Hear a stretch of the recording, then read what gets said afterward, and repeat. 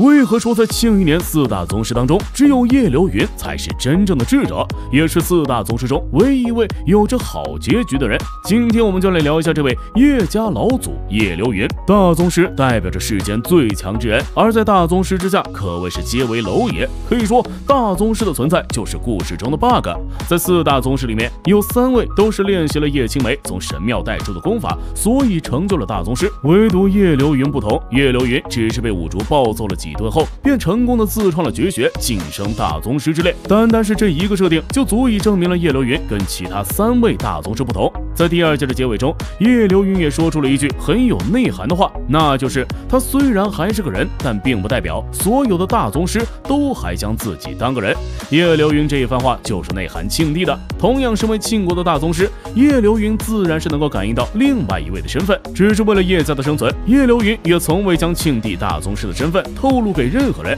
这也就是叶流云聪明的地方之一了。他知道叶家想要在庆国生存下去，所仰仗的是什么。虽然叶流云自己也是一位大宗师，跟庆帝真的动起手来，叶流云也丝毫不惧。不过庆帝可以不去管自己的那些家人，但叶流云却不能不管。尤其是庆帝不仅仅是大宗师，更是庆国权力的制高点，叶流云甚至无论何时也是胜不过庆帝的。站在庆帝这一边才是最好的选择。单从战队上来讲，叶流云其实看的比其他人还要明白一些。庆国无论怎么改变，也只有在皇位之上的那个人才掌握着真正的生杀大权，其余的人就算是权力再高，也不过是皇位上那个人的玩具罢了。就像林若甫，身为百官之首的宰相，跟庆帝斗了一辈子了，到头来却还是输给了庆帝。叶流云深知，要想独善其身，是必然不能跟庆帝走到对立面的。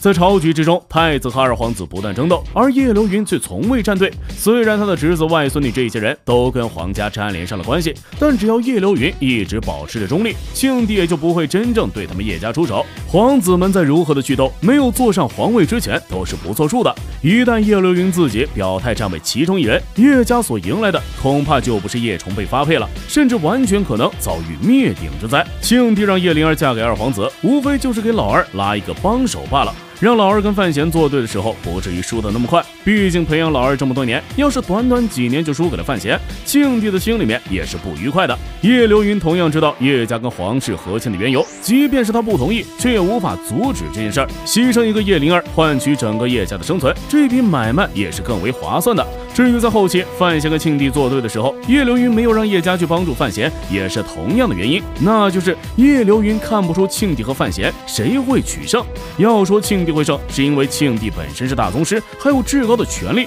要说范闲会胜，范闲是有着很多出其不意的手段，甚至叶流云也认识五竹，知道范闲身边有这样一位没有真气的大宗师，所以双方真正打起来，不到最后一刻，谁也不知道结果如何。就这样，叶流云也就不再去想结果，而是让叶家看准谁现在坐在皇位上就帮谁。就算是之后范闲坐上皇位，现在也要先帮庆帝。要是庆帝真的输了，靠着叶流云这位大宗师也能够让范闲答应保全整个叶家的。叶流云打的就是这个算盘。其实叶流云早就知道庆帝是个什么样的人，在大东山之战的时候，叶流云也是为了叶家的生存，表面上答应了李迎瑞对庆帝出手，但实际上还是跟庆帝进行了合作，解决了其他2人。叶流云很清楚，就算是他们3人联手，想要真的杀掉庆帝也是非常困难的一件事儿。4大宗师中，庆帝的实力远超其他3人，既然庆帝死不了，那么跟庆帝站在一起才是最好的选择。这也是为何大东山之战后叶流云能顺利活下来的原因。在大东山结束后，叶流云更是选择离开了庆国，出海游历，这也顺应了庆帝的意思。既然其他2人已经身死，叶流云这个大宗师也就没有必要留在庆国了。如果他自己不离开的话，庆帝也会想办法将他也解决掉，而叶流云也必须要保证自己还活着才行，他活着才是叶家生存下去的基础，所以才选择出海游历。这个选择让叶家也成功的在庆国京都存活了下去，甚至即便是庆帝身死，老三上位后，叶崇的儿子叶晨也成为了老三身边最信任的人，